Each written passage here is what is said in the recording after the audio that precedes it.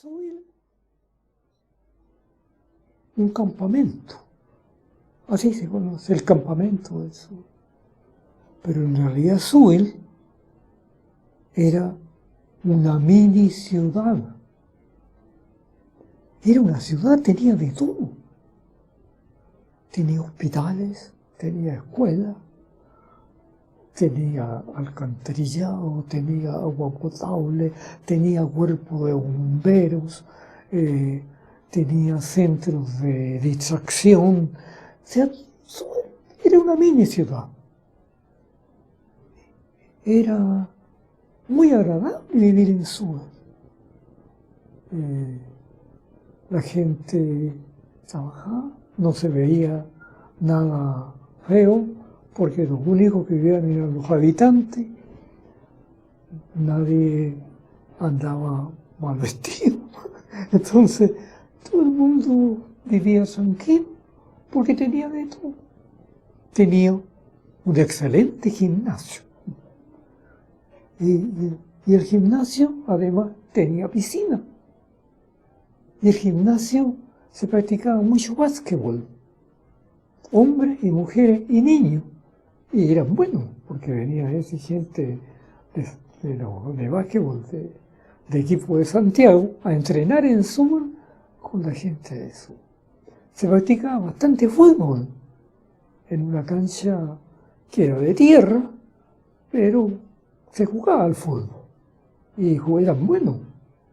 Muchos de repente, ya siendo jovencitos, y eran muy buenos, de repente se retiraban para meterse en un equipo profesional. Entonces Subil era una mini ciudad. Tenía un excelente hospital. El hospital decían que era el más moderno de Latinoamérica. Yo creo que sí, porque mucha gente de afuera, seguramente con algún contacto, digamos, grande, llegaban a tratarse a Subil. La gente llegaba a tratarse, o sea, personas importantes llegaban a Subil y los trataban en Subil, porque hacían toda clase de operaciones. Los guaguas eran muy bien atendidas, habían siempre 2 pediatras en fin, era, bueno, la estructura estaba muy bien hecha, muy ordenadito todo, y por lo tanto no había problema. Había clubes, como digo, no era el gimnasio, pero habían clubes especiales, los mismos sindicatos tenían algunos tipos restaurantes o cafeterías, y además en los sindicatos que tenían buenos salones se hacían bailes o se hacían grandes fiestas para el día 18 de septiembre y para el Año Nuevo. Entonces, además de los salones de los sindicatos, habían clubes que tenían salones especiales. Pero el salón nosotros también para hacer fiesta, con su escenario, y en cada club había un piano arriba del escenario, cosa que si llegaba una orquesta tenía el piano para tocar y para toda la gente. Entonces, la gente, incluso habían casos de gente, de personas o de trabajadores, no muchos, pero había, que cuando tenían vacaciones se quedaban en Subil. No iban de vacaciones a otro lado, porque tenían entretención de deporte, el cine, daba películas todos los días distintas, y además tenía funciones especiales por turno, para que la gente que trabajaba de turno tuviera funciones a media tarde. Las de las que trabajaban a media tarde tenía funciones en la mañana, y la gente que trabajaba normal tenía la función normal de todo cine. Y entonces la gente no tenía problemas, había de todo, los almacenes estaban bien abastecidos. Los almacenes eran de empresas particulares que, bueno, de alguna manera llegaron, los escogió la administración del teniente, y ellos seguramente deben haber pagado algo, no sé, bueno, pero eran almacenes muy importantes, no vamos a decir los nombres, pero estaban cerca. Un almacén de eso, uno grande, habían tres grandotes. Uno estaba donde está la estación de Sube, y el otro estaba más cerca de la población de la mina arriba. Esos almacenes tenían, partiendo de la verdura, la carne, la leche, todo fresco y de buena calidad, porque todos los alimentos eran controlados por los laboratorios del teniente. La carne estaba siempre, la leche estaba siempre. Había una panadería grande que también era de un concesionario, que era de los dueños, parece que era la panadería grande de aquí de Rancagua, que está en la calle Independencia. Esos eran no eran los dueños de la panadería, eran los concesionarios, pero ellos ganaban todo porque utilizaban los hornos, las instalaciones que eran de empresa, pero la obligación era que tenían pan todos los días. Y pan no faltara ni para el desayuno, ni para el almuerzo, ni para la once. O sea, la gente iba. Y si la gente, los habitantes de Sube, un negocio no tenía, lo reclamaban. Entonces el teniente le llamaba la atención a los comerciantes. Esos almacenes grandes, además de tener abarrotes, todo el alimento estaba. Y si faltaba algún alimento, era controlado por el teniente. Pero además del alimento, tenía tienda, esos almacenes. Vendía ropa. En ese tiempo no había ropa para los hombres de fábrica, sino que había muchos sastres en Sube, porque la gente se mandaba a hacer la ropa en un sastre, porque la ropa que era de fábrica era muy fea, no era buena. Después empezó a hacer ropa buena para hombres, pero los hombres se vestían bien con sastres que estaban había varios sastres en Sube que atendían a la gente. Había tiendas que tenían de todo lo que puede tener una tienda, cualquier tienda, para las camas, las sábanas, que sea absolutamente todo. La ropa de vestir, la ropa interior, la ropa para guagua, todo eso estaba. Habían 2 farmacias, también concesionadas, independientes, porque el hospital tenía una farmacia especial, porque el hospital le daba los remedios a la gente de Sube. La gente de Sube no pagaba por los remedios. Tampoco pagaba por la atención médica, tampoco pagaba por la atención hospitalitaria. Todo. Y ahí el hospital era común para todo. Porque ahí del hospital se atendía igual al gringo como al chileno. La atención era exactamente la misma. Tenían un buen laboratorio y tenían una buena farmacia. Además tenían cosas que en realidad llaman la atención ahora, porque el hospital tenía lavandería. Y además de lavandería, tenía costurera, porque fabricaban las sábanas, revendaban las... Entonces había trabajo también para mujeres ahí. Y las mujeres, ahora ve que las mujeres siempre, en los lugares donde trabajaban, ganaban el mismo sueldo de los hombres. El sueldo mínimo, por supuesto. O sea, las mujeres que trabajaban en el hospital como costurera, como lavandera, ganaban el sueldo que ganaba el trabajador que empezaba a trabajar allá. El mismo sueldo de teniente. Eran trabajadoras del teniente. Entonces, así que, por ejemplo, también muchos le gustaba trabajar ahí, porque el hospital tenía 100 enfermeras. ¿Y por qué tantas enfermeras? Y hartos médicos. Este es un pensamiento propio que tengo. Porque la administración del campamento estaba en manos de norteamericanos, con ayudantes chilenos y después muchos chilenos ocupaban esos puestos. Entonces, esa administración es un pensamiento mío y tiene que haber sido así. No faltaba nada en ninguna parte, desde el hospital, remedios, nada. Muy simple, yo pensé. Los grandes jefes del teniente, o los gringos,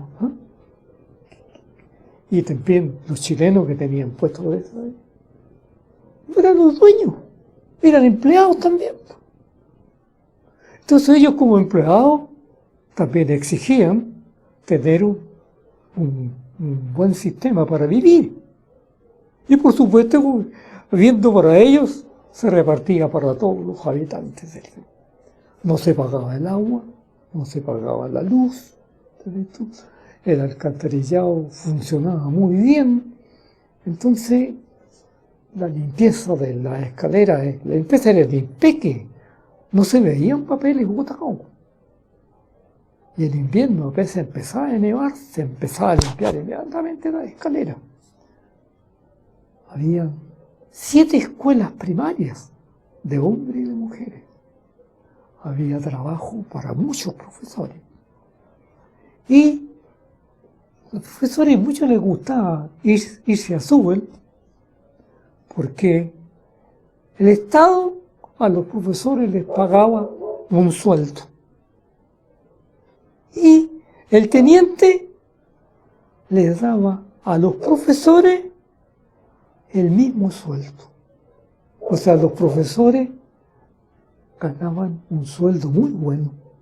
Y además, los profesores solteros y casados tenían habitación igual que los trabajadores, sin pagar arriendo, sin agua, nada. Y también tenían atención gratis en el hospital. Entonces, todo eso, yo miré muchas cosas que había en el sur, y en realidad era bonito vivir en el sur, era muy bonito, porque usted no veía gente mala, no veía gente que anduviera pidiendo limosna, no veía nada, solo los que vivían en el sur, pero no vivían amarrados, porque también ellos podían invitar a Sewell a sus familiares. Entonces decían, pedí permiso para poner un pase a un pariente que me viene a ver. Y era autorizado y subía a la casa de ellos. Entonces era un movimiento permanente, o sea, funcionaba muy bien como ciudad. Y también había conexión permanente con Rancagua. Habían 2 trenes diarios de bajada y 2 trenes diarios de subida. Por supuesto, eran 5 horas de viaje, lo que se transformó ahora con la carretera en 1 hora de viaje. Esta es una comparación, ¿no? Pero la gente podía moverse. El día sábado o domingo habían trenes especiales para que la gente bajara como fin de semana. El día domingo había un tren que salía temprano y llegaba hasta la estación de los Baños de Cauquenes. Y de ese tren volvía tipo 6, 7 de la tarde a Sewell. Entonces la gente que quería ir por el domingo a las termas de Cauquenes, o bajar hasta ahí, o ahí tomaban un amigo que venía de Rancagua, qué sé yo, pero podían hacer una especie de picnic. Claro, la gente era distinta. La gente llegaba a Cocaví, y a la orilla del río la gente se ponía, bueno, los que tenían más o eran más cómodos podían ir al hotel de las Termas de Cauquenes y ahí pagar el almuerzo.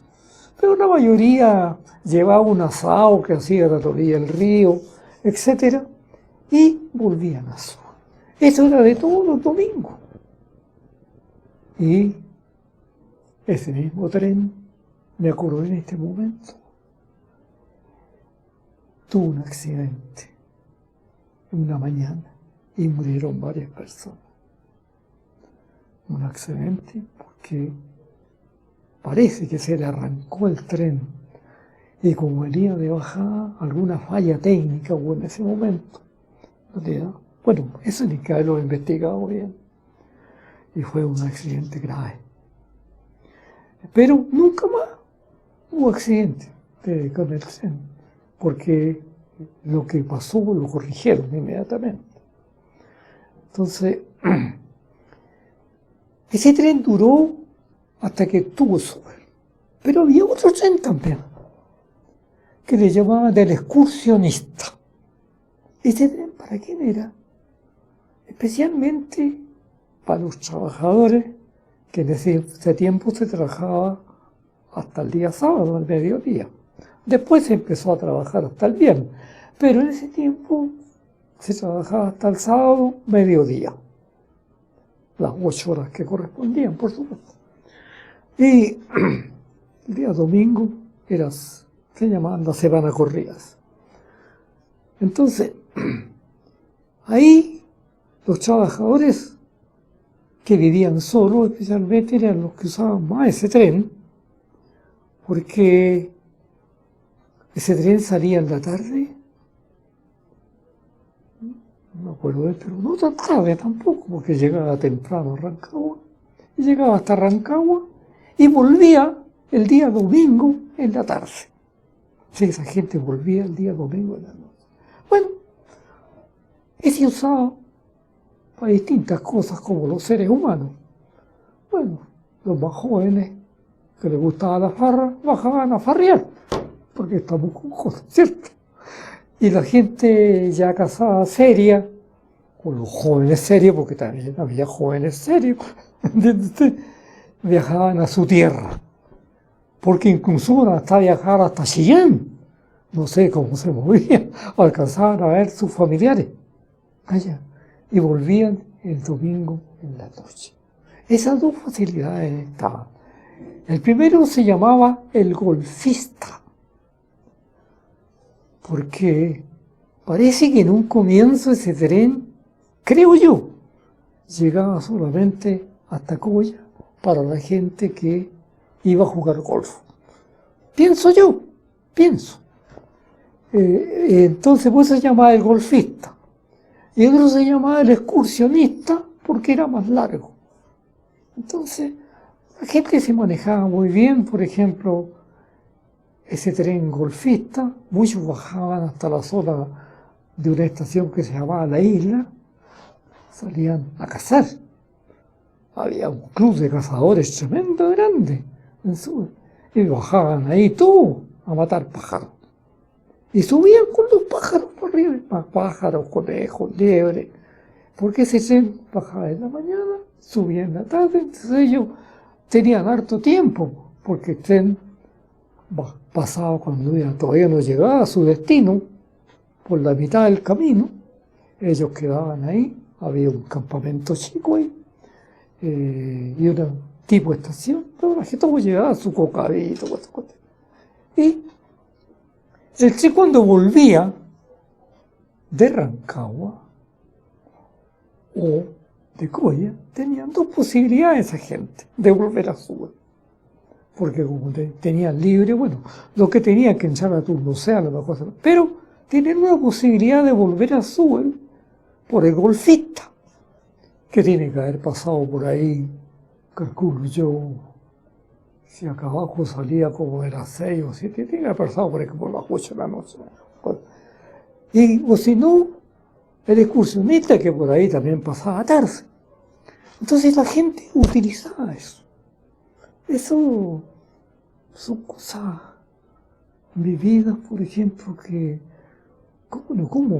cómo la gente se manejaba, cómo estaba encerrada en su... No estaba tan encerrada. Entonces bajaba. Ahora había en la isla, habían comedores grandes, habían cocinas, y había toda una instalación. ¿Para qué? Para un paseo de los días domingos de los cursos de las escuelas. Era por turno. El viaje por una escuela tal domingo, por otra escuela. Entonces ahí los profesores, los directores armaban los grupos que querían ir a ¿cuánto se llama? A ese lugar que se llamaba la isla, a pasar el día. A veces esas personas acompañaban a sus hijos hasta ahí.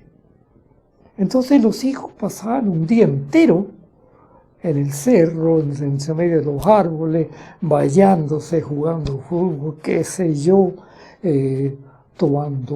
almorzando, tomando once sin problema. Y por supuesto que eso no iban solos, iban con profesores, que los profesores para mantener la disciplina de los chiquillos. Y esto ocurría todo. Entonces había eso. Los cazadores viajaban, porque bueno, viajaban. Algunos cazadores se bajaban como unos 10 kilómetros arriba y se venían por el cerro caminando y disparando y se metían en la isla, ahí esperaban el tren. Pero habían pasado todo el día disparando y cazando. Porque de caza era grande y además el teniente les vendía los tiros a precio de importación porque los importaba como herramienta, como una necesidad para la gente. Así que la gente compraba los tiros en la bodega. Los tiros, la gente a lo mejor no entiende qué son los tiros. Los tiros son las balas con que se disparan las escopetas, que no son balas, son unos aparatos así con municiones pequeñas. Esa es una escopeta, que bueno, los que saben de armas saben bien. Pero habían cazadores para el mundo. Entonces la gente así se movía los fines de semana. Por supuesto que, porque estamos con cosas. Tanto los que venían, no todos, un 50% sería, de los que viajaban ahí, o desde baño, desde abajo, les ponían al toque también. Porque como supe la zona seca, ahí aprovechaban de bajarla. Pero no todo, porque muchos iban con su familia, pero iban. Y es una cosa al pasar. Entonces, ese era un movimiento que yo creo que la gente que vivió en Suba ni se acuerda de eso, que ocurría todo eso. Entonces, llegaba allá la semana otra vez. Entonces, en la planta, a bajar el excursionista, como no podía bajar todo Suba, y el tren no era, además de bajar con 6 carros a lo mejor, no podía más, había un control para vender la cantidad de boletos de acuerdo a la capacidad del tren. Y esos boletos eran repartidos a las diferentes secciones de Suba, a la mina, el concentrador, esta. Entonces, tantos boletos para un departamento, por ejemplo, este departamento tiene 30 boletos. Entonces ahí iban los que, por supuesto, esos no eran boletos para el día del golfista, ¿no? El día del golfista era el que quería, se subía, el que quería bajar, no todo eso, porque siendo trabajador bajaban y pum. Pero el otro tren se llenaba, porque era más largo. Entonces, en la mañana del día lunes, dice, ¿quién sabe eso? Nadie. Antes que empezara, una hora o 2 horas antes que empezara el turno, había una cola en una oficina de secretaría donde estaban los archivos, de las tarjetas de tiempo, todos estaban ahí. El secretario, la primera pega que tenía los lunes en la mañana era la cola que había afuera. ¿Y cuál era la cola? Los trabajadores que querían el pase para el día sábado en el excursionista. Entonces, por supuesto, como los pases eran pocos, trataban de llegar temprano los que estaban en la primera fila. Así que ese era algo bien anecdótico, porque uno cuando llegaba en la mañana estaba la cola ahí, y esos trabajadores a qué hora habían llegado por pescar el boleto. Y el boleto era porque no había más tren, pues era un tren de 6, 7 carros y no había más, pero la gente sabe. En el golfista no había problema porque, como ahí viajaban las familias, y los otros trenes de 10 semanas eran normales. Bueno, ahí viajaban más o menos las familias de los trabajadores que iban con permiso, o los que iban de vacaciones, así que en ese tren no había problema. Entonces, todo ese movimiento que había en Sur le daba mucha clase de vida a Sur, porque estamos hablando de Sur. ¿Cómo vivía la gente? ¿Cómo vivía? Hablamos cómo se educaba, hablamos cómo se atendía en el hospital, hablamos de las habitaciones, hablamos de las calles que eran escaleras.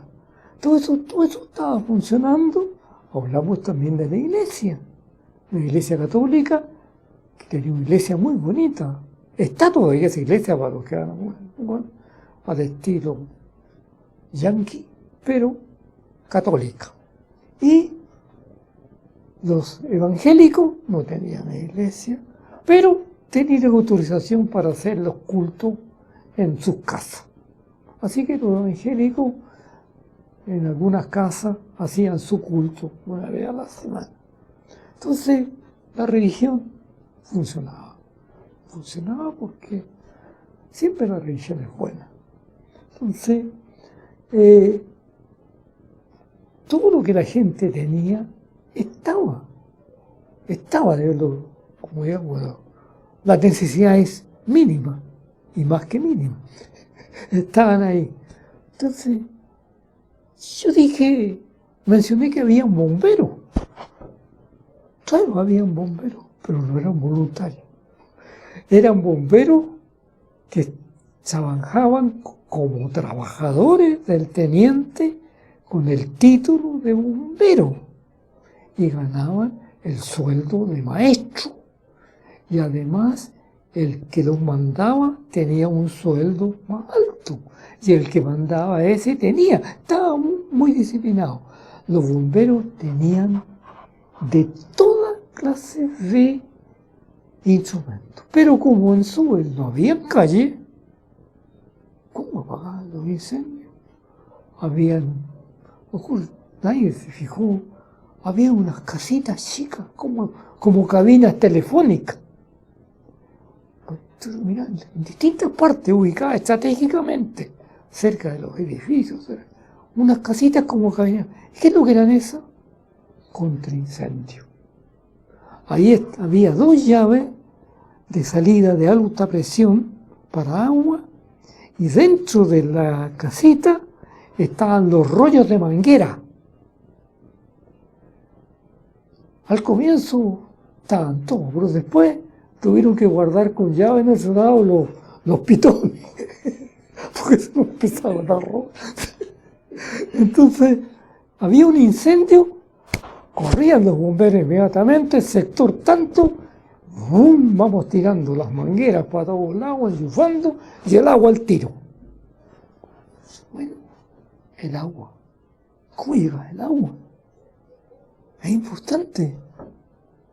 No sé si a todo el mundo le interesa lo que yo estoy hablando, pero a mí me interesa. ¿Cómo llega el agua? Había agua potable, había agua para la piscina, había agua para los contraincendios, había agua para tratar el mineral en la planta. Todo. Había un sistema de bombas de alta ¿ya? Que tomaban agua de las quebradas.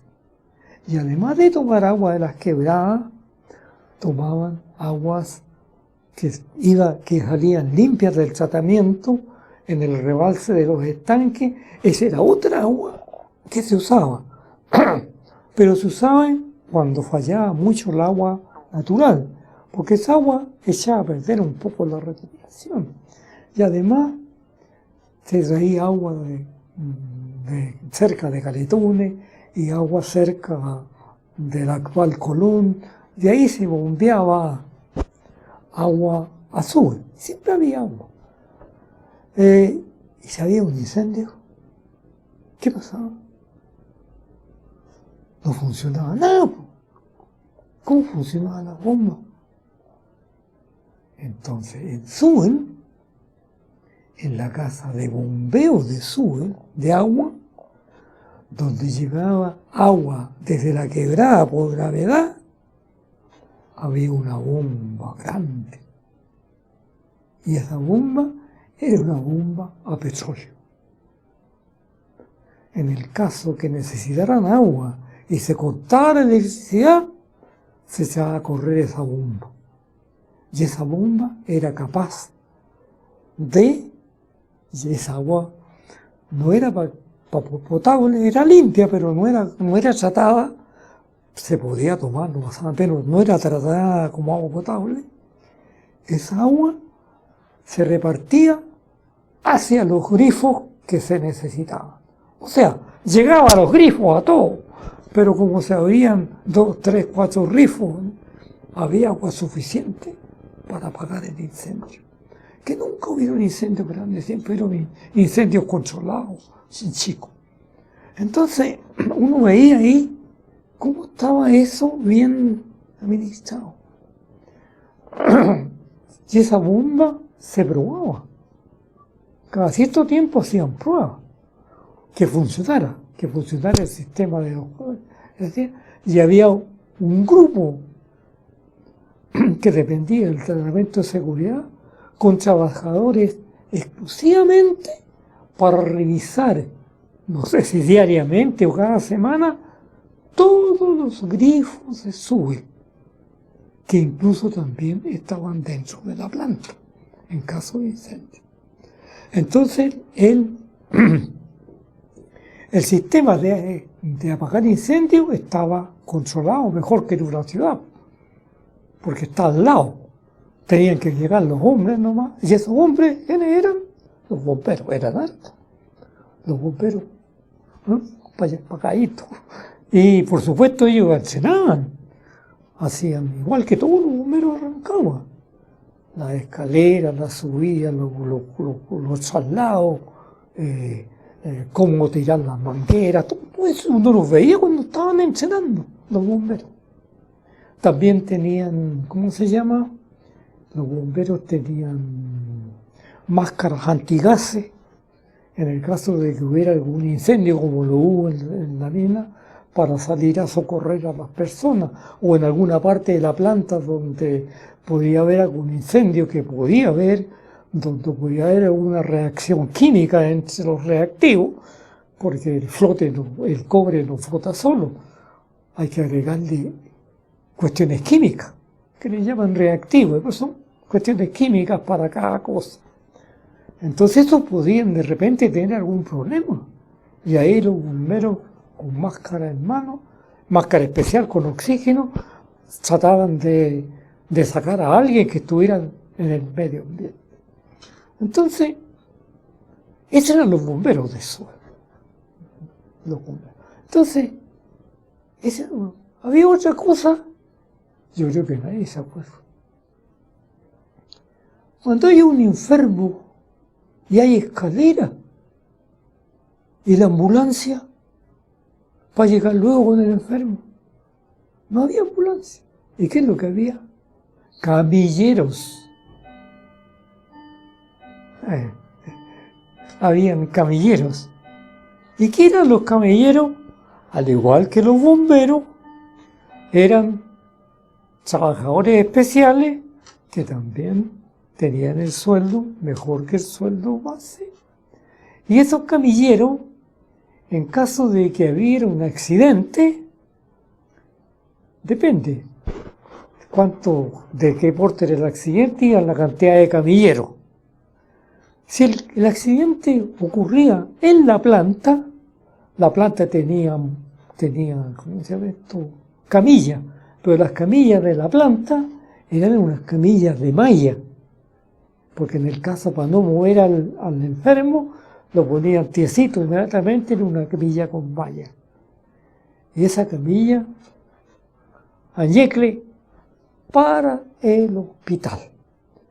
Si una mujer está a punto de tener una guagua, partían los camilleros y la pescaban en la camilla y se la llevaban hasta el hospital. Si alguien tenía un accidente en una escuela, un niño en la calle, alguien llamaba a los camilleros al tiro, ¿no? Porque había teléfono por todos lados. Entonces llegaba los camilleros directo al hospital con la persona que iba grave. Y de salida, las personas que habían sido operadas, porque en el hospital habían operaciones de todo tipo, salía débil. Entonces esa persona la llevan en camilla también para casa. Así que llegaban los caballeros dentro del hospital, subían al enfermo recién recuperado y se lo llevaban hasta la casa donde vivía, o hasta la pieza donde vivía cuando era trabajador soltero, o que no trabajaba el puro hombre. Entonces, esas dos funciones, ¿quién se acuerda de ello? Porque todo funcionaba. Pero ¿cómo funcionaba? Eso era lo bonito, cómo funcionaba. Mirar cómo funcionaba todo. Entonces, era algo, bueno, ya que me acuerdo de otras cosas, pero yo creo que eso es lo más importante en cuanto a la función de medicina o de ambulancia, digamos, y de bombero, que son las cosas que están en todo. Cada cierto tiempo, los bomberos tenían otra pega. Lavaban los edificios por fuera. Los edificios grandes los lavaban. Entonces ahí cuando los lavaban, le avisaban a toda la gente para que cerrara todas las puertas y las ventanas, porque iban a ir los bomberos a lavar el edificio. Entonces, estaba todo bien. Y esa gente, por supuesto, tenía un jefe, un capataz, qué sé yo. Esa gente no era profesional, porque los bomberos dependían del Departamento de Seguridad. Ellos de ese departamento dependían, porque cuando tenían que entrar a la mina, todas las máscaras especiales estaban en el Departamento de Seguridad, que era el departamento que estaba cerca de la mina, que era donde era más probable que hubiera algo grave. En la planta a veces también había cosas. Entonces, funcionaba. ¿Sí? La gente estaba atendida. Tenía la religión, que es base, sobre todo para nosotros, los chilenos y los latinos. Tenía la medicina. Tenía la alimentación, por supuesto que no gratis, pero tenía la alimentación para comprar todo lo que y a precios que corresponden.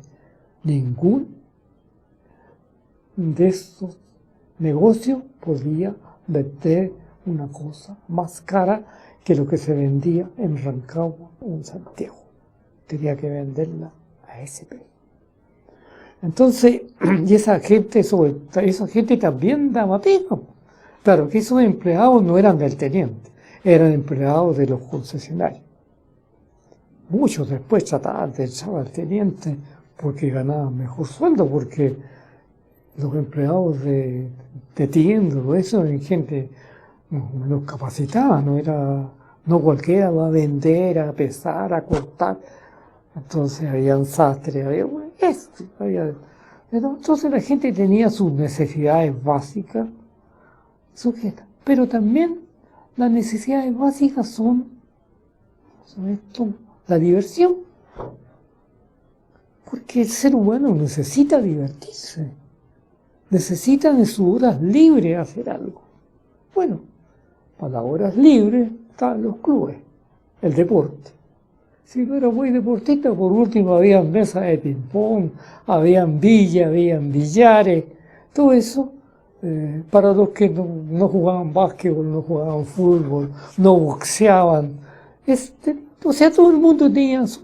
O bien iba a los clubes sencillamente a leer, porque algunos clubes tenían biblioteca, ellos podían estar todo el día en el club si querían, porque el dueño del club no era el dueño, era un concesionario que tenía que tener las 4 comidas del diario, por si la gente quería, no gratis, si la gente quería comer ahí. Tenía que estar abastecido también, el concesionario de los clubes, pero ganaban. Entonces, la gente tenía su casa. Tenía su casa, tenía sus amistades, se hacía mucha vida social. No se escuchaba radio al comienzo, y después cuando empezó a llegar la tele, pero la tele llegó cuando ya el campamento iba a desaparecer.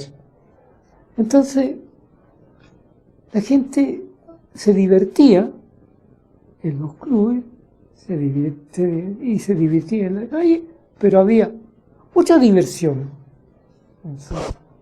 Se hacía un carnaval, el mismo carnaval que se hacía en todas las ciudades de Chile. Se llamaba el carnaval minero, con elección de reina. Ahí se juntaban, era bien bonito cuando estaban promoviendo las reinas. La reina era una niña bonita, no importaba esa, podía ser hija de obrero, hija de empleado o hija de jefe, pero la escogía la gente. Entonces, y eran bonitas, habían chiquillas bien bonitas. Había por lo menos 4 candidatas. Y empezaba la tanda y los votos se vendían. Pero esos votos eran para caridad. Se entregaban, no sé, una cuestión de huérfanos, qué sé yo. Y cuando salía la reina, al comienzo era bien bonita porque se juntaban grupos, cantaban en las calles, haciéndole propaganda a las reinas. O sea, había un montón de cuestiones. Y llegaba el carnaval. El carnaval, cuando se elegía a la reina, ya, salía la reina, las candidatas eran las de la corte, después nomás. Pero se elegía la reina, la vestían muy bien, muy bonito todo. Y la reina había primero, igual que en parte, había un desfile de disfraces. Y junto con el desfile de disfraces había un baile. Y entonces los disfrazados competían ante un jurado y había premios por disfraz individual, 3 premios por disfraz y disfraz colectivo. Y se disfrazaba, porque le cuento un montón de gente bien, había montones y cosas personales y ganaban, y los premios eran buenos, muy buenos, para los disfrazados. Eso lo regalaba el teniente, por supuesto. Los organizadores del carnaval no regalaban nada. Todo el movimiento ese era con costo al teniente y era todos los años. Eso era todos los años. Los bailes eran muy buenos con orquestas buenas de Santiago. Mínimo dos orquestas de música corriente, vals, todo eso, la que estuviera que la cumbia toda de moda, habían conjuntos, qué sé yo, contratados por el teniente, y habían músicas, o sea, tango, pero no cualquier tango.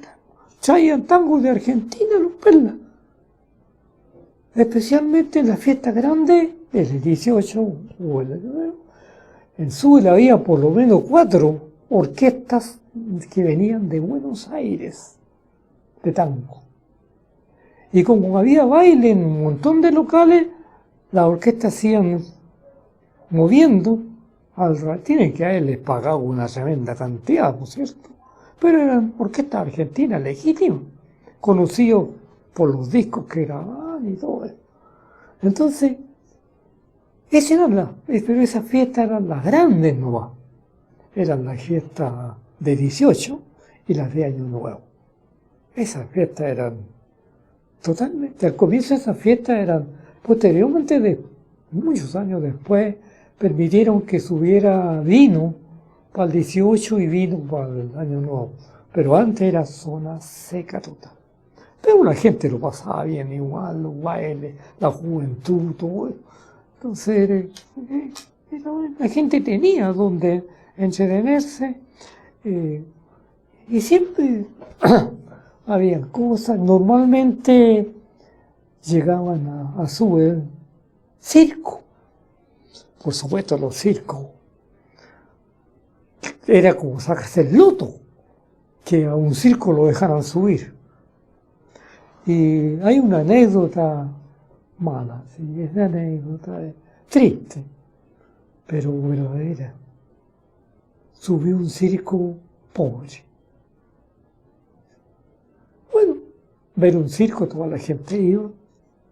En los circos grandes que subían también, mejor, más gente iba. En cuanto el circo estaba varios días. Entonces al circo le hicieron el primer pago del contrato que tenía. Entonces el circo le pagó a sus actores, todos los que trabajan en los circos, y un gran porcentaje se fue. Al tiro. Quizás cuánto tiempo hacía que no les pagaban sueldo. Entonces se dio cuenta porque el circo después funcionaba con poco artistas, digamos. Porque cuando esa es una anécdota, no es anécdota, es algo que ocurría que uno se daba cuenta. A lo mejor no todos se daban cuenta, pero una mayoría sí, que los artistas del circo pobre apenas recibieron los pagos, se fueron y dejaron al dueño del circo ahí con poco, ¿cómo se llama? Trabajadores de circo. Pero siempre subían orquestas o cantantes. Todos los cantantes de moda subían y no cobraban. O sea, ellos cobraban al teniente, pero la gente que los veía no pagaba. A veces actuaban en los sindicatos o en los clubes, o a veces, lo más importante, actuaban en el cine. Pero en el cine, ¿cómo se llama? Como tenían película todos los días, los artistas cantaban antes de empezar la película. El Pollo Fuente, todos los artistas esos famosos cantaron en Suel. ¿Para qué decir los conjuntos folclóricos que subían para el 18? Unas tremendas ramadas. En los sectores donde se podía hacer ramadas. O si no, en los clubes estaban los bailes. Pero todo el mundo, la pasada del 18, 19, todo eso era... por supuesto, eso eran los comerciantes los que ganaban. Había un solo premio para el 18, el palo encebado, que era un buen billete, no sé cuánto, pero era muy bueno. Usted sabe el palo encebado, ¿cierto? ¿O no? Pues la gente sabrá el palo encebado. Era un palo que se subía agarrado del palo hasta arriba, y en la parte alta del palo estaba el premio. Un juego típico chileno, que seguramente venía de España, para poder subir. Y ese palo se engrasaba más encima, para que les costara más subir. Así que, pero el premio que pescaban arriba era de un tremendo billete, que no ponía la empresa, por supuesto. Entonces toda la gente iba a ver el palo encima. Pero había juegos para niños, subían juegos también, de esos juegos electrónicos para jugar, esos que se paga por entrar, o sea, aquí en Santiago, aquí eran algunos. Ustedes ven unos que tiran la pelota, están lo ubican, ¿cierto? Sí. Estos juegos electrónicos que están en una sala grande. Eso subían y ellos, parece que la hora era que el teniente no les pagaba, sino que ellos lo que ganaban, y ganaban porque se llenaban de niños, porque todos jugaban a eso, que a dispararle a los patitos, que todas esas cuestiones, era un movimiento constante en eso. No todos los días, por supuesto, pero la gente tenía que trabajar, los niños tenían que estudiar, pues. La cuestión no andaba en lo que. Entonces, y había una cosa muy bonita que tenía la empresa, que me acordé ahora. Resulta que la empresa siempre hubo, desde el primer año hasta sexto año primario, no sé si ahora está todavía, primero, segundo y tercer lugar, ¿cierto? Y a cada uno un diploma, ¿cierto? Pero la cosa no llegaba a nada ahí. La empresa le abría una libreta de ahorro a los 3 primeros lugares del curso y le ponía un billete por haber sido el primero. El billete era distinto para el primero, para el segundo y para el tercero. Y no era mucho, pero tampoco era poco. Con eso incentivaban para que ahorraran también, porque era una libreta del Banco del Estado. Entonces, por ejemplo, si los alumnos eran buenos y siempre tenían primero, segundo, tercer lugar, todos los años iban a tener un premio en la libreta. Eso lo incentivaba también la empresa. Entonces, eran cosas que a veces conviene incentivar a los niños. Por ejemplo, el gimnasio estaba a disposición de las escuelas, para todo. Para que hicieran campeonatos de básquet, para que hicieran gimnasia, todos tenían que turnarse, ¿sí? Y a veces hacían revistas de gimnasia bien bonitas en las escuelas. Entonces, o sea, la cosa se movía. Y la gente, muchos no estudiaban, parece que eso lo dije, no estudiaban arriba, porque se había conseguido a través de los sindicatos que todos los hijos de trabajadores, cumpliendo 18 años, la compañía tenía la obligación de contratarlos. Así que la compañía, las vacantes que se producían para tirar a Rancagua eran después de haber contratado a los hijos de trabajadores que tenían 18 años. Por eso algunos trabajadores, trabajaba el hijo, trabajaba el nieto y seguramente el bisnieto. Era todo una. Bueno. Entonces los chiquillos que trabajaban, yo estuve en sexto primario, había alumnos hasta de 16 años, 15 años. Bueno, habían estudiado el lote y llegaban a sexto. Y ahí esperaban los 18 años. Y algunos muchos que aunque eran buenos alumnos, también esperaban los 18 años. Entonces, llegando a los 18 años, pega. Bien vestido, buen billete, para un cabro joven, y sin casarse, sin ningún gasto. Pero, para mí, pensando yo, como persona, por un lado era bueno, por el otro lado desincentivaba la educación porque había chiquillos muy inteligentes. Entonces los padres que se sacrificaban para mandar a los hijos abajo, era un sacrificio tremendo, porque tenían que pagar. Habían internado en el liceo, en el instituto, pero de todas maneras tenían que pagar. Y si no, a rentar pensiones. Y además pagarle el estudio. Entonces el sacrificio era grande cuando un padre educaba a un hijo de arriba a abajo. Pero se educaba o no se educaba. Pero eso ocurría todo el tiempo. Entonces, todas esas facilidades estaban y la gente tenía, ¿cómo se llama? Tenía varias cosas que lo hacían interesarse en eso, ¿entiendes? Entonces, pensando en todo lo que hemos conversado, creo que he mostrado casi todo cómo vivía la gente.